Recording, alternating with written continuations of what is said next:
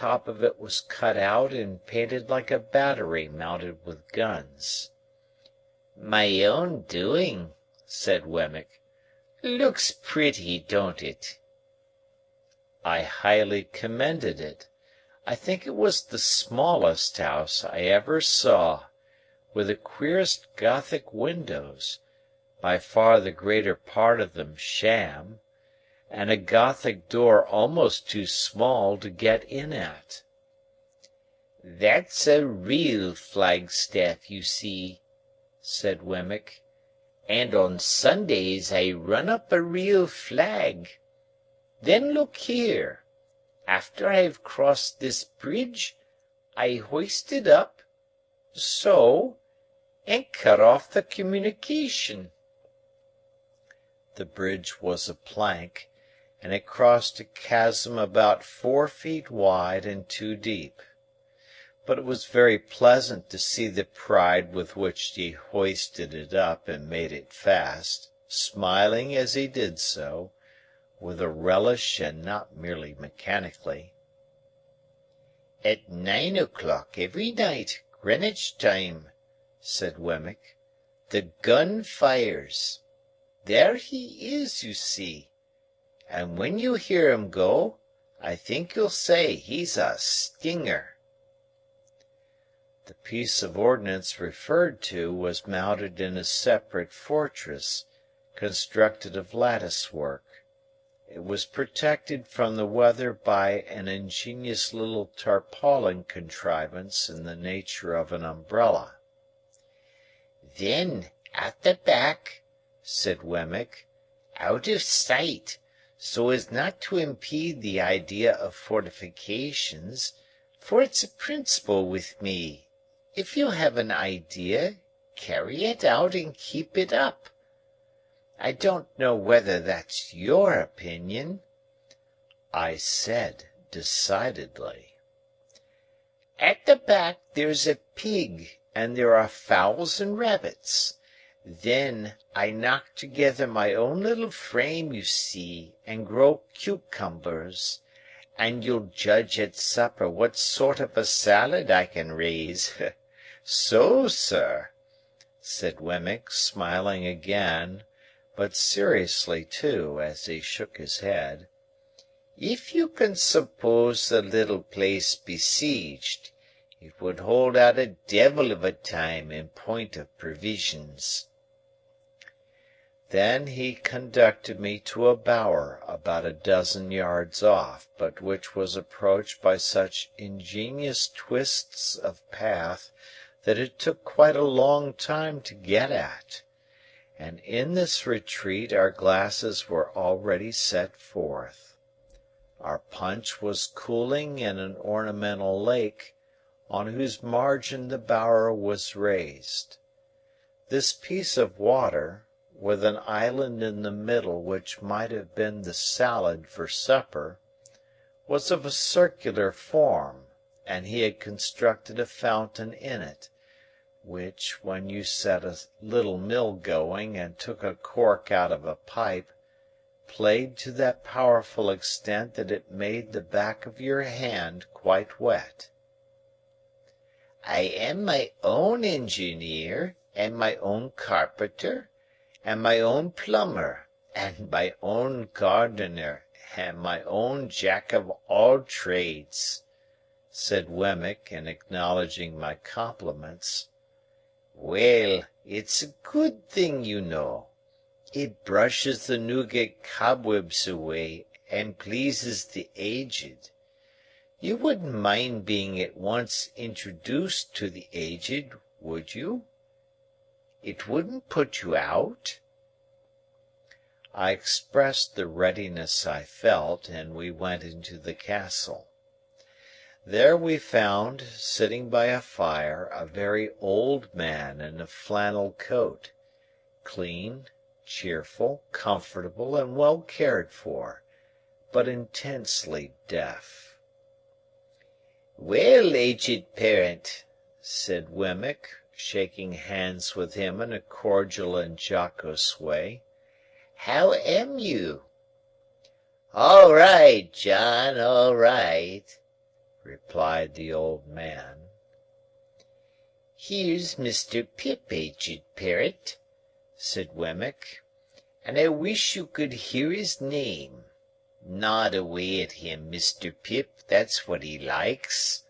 Nod away at him, if you please, like winking."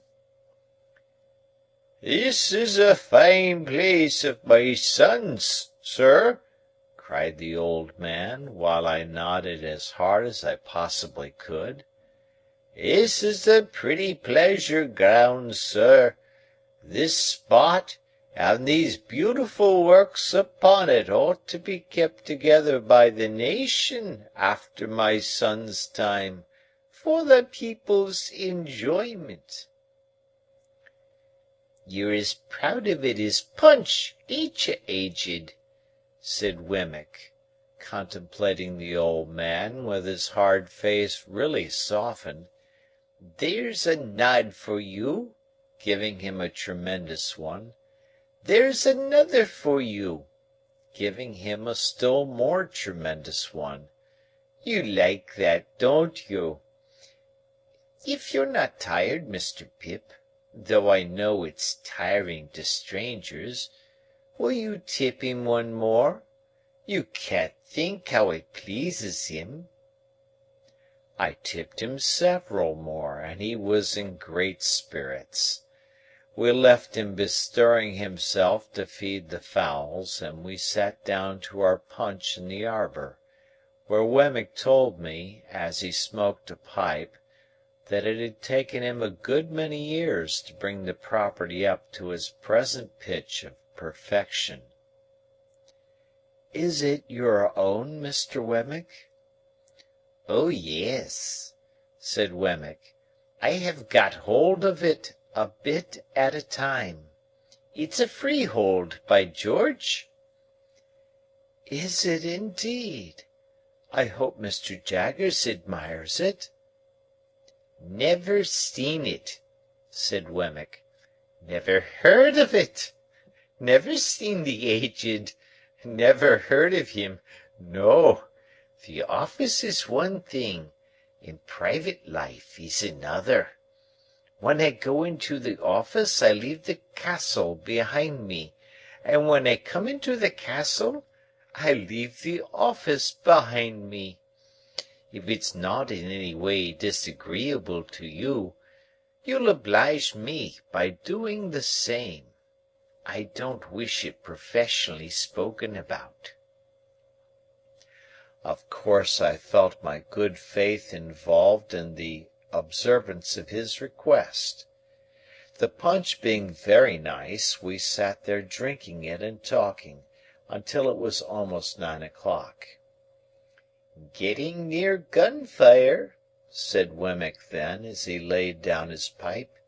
"It's the Aged's treat." Proceeding into the castle again, we found the Aged heating the poker, with expectant eyes, as a preliminary to the performance of this great nightly ceremony. Wemmick stood with his watch in his hand until the moment was come for him to take the red-hot poker from the Aged and repair to the battery. He took it and went out, and presently the stinger went off with a bang that shook the crazy little box of a cottage as if it must fall to pieces, and made every glass and teacup in it ring. Upon this the Aged, who I believe would have been blown out of his armchair but for holding on by the elbows, cried out exultingly, "He's fired! I heerd him!" And I nodded at the old gentleman until it is no figure of speech to declare that I absolutely could not see him. The interval between that time and supper Wemmick devoted to showing me his collection of curiosities. They were mostly of a felonious character, comprising the pen with which a celebrated forgery had been committed, a distinguished razor or two, some locks of hair, and several manuscript confessions written under condemnation, upon which Mr. Wemmick set particular value as being, to use his own words, "every one of 'em lies, sir." These were agreeably dispersed among small specimens of china and glass, various neat trifles made by the proprietor of the museum, and some tobacco stoppers carved by the Aged. They were all displayed in that chamber of the castle into which I had been first inducted, and which served, not only as the general sitting room, but as the kitchen too, if I might judge from a saucepan on the hob, and a brazen bijou over the fireplace, designed for the suspension of a roasting-jack. There was a neat little girl in attendance who looked after the Aged in the day. When she had laid the supper-cloth, the bridge was lowered to give her means of egress, and she withdrew for the night. The supper was excellent, and though the castle was rather subject to dry rot insomuch that it tasted like a bad nut, and though the pig might have been farther off, I was heartily pleased with my whole entertainment. Nor was there any drawback on my little turret bedroom, beyond there being such a very thin ceiling between me and the flagstaff, that when I lay down on my back in bed, it seemed as if I had to balance that pole on my forehead all night. Wemmick was up early in the morning, and I am afraid I heard him cleaning my boots. After that he fell to gardening, and I saw him from my Gothic window pretending to employ the Aged, and nodding at him in a most devoted manner. Our breakfast was as good as the supper, and at 8:30 precisely we started for Little Britain. By degrees Wemmick got drier and harder as we went along, and his mouth tightened into a post-office again. At last, when we got to his place of business and he pulled out his key from his coat-collar, he looked as unconscious of his Walworth property as if the castle and the drawbridge and the arbour and the lake and the fountain and the Aged had all been blown into space together by the last discharge of the Stinger. End of chapter.